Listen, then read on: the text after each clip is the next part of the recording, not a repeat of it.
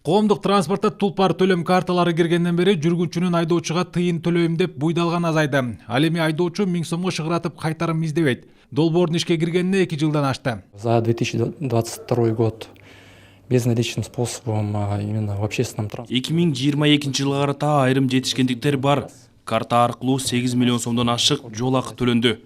Акы төлөөнүн бир канча түрү бар. Бул QR код, Элкарт, виза жана биздин карталар. Эгерде коомдук транспорттун баары электрондук төлөмгө өтсө, биз кирешеге чыгабыз. Транспортными картами, QR-кодом. Мыйзамдын жаңы редакциясы кабыл алынгандан бери мамлекеттик жана жеке ишкерлер ортосунда кызматташтык жанданды. Төмөнкү долбоорлордун кыска мөөнөтүнүн ичиндеги көрсөткүчү. Мамлекеттик жеке өнөктөштүк долбоорлору 32ден 56га көбөйдү. Инвестициянын жалпы суммасы 1 миллиард доллардан ашат. Мунун көпчүлүк бөлүгүн транспорт тармагы түзөт. Анда 10 долбоор жарым миллиард долларга каржыланган.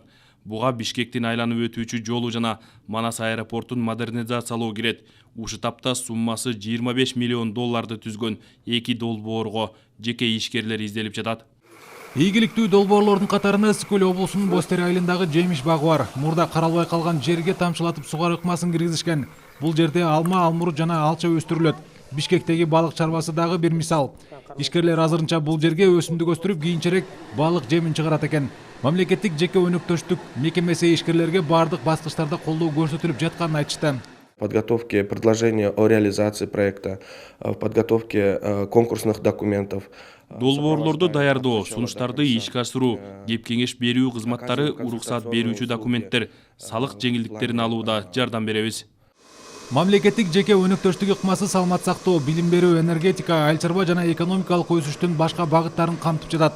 2026 жылга чейин мамлекеттик жеке өнөктөштүктү өнүктүрүү программасы кабыл алынган. Ошондой эле жалпы суммасы 1 миллиард долларга бааланган долбоорлорду өнүктүрүү планы бекитилген. Сайфуддин Мурзаев, Аяна Дүйшекеева, Азамат Жапаков жана Эсен Турабекеев, Ала Тоо 24.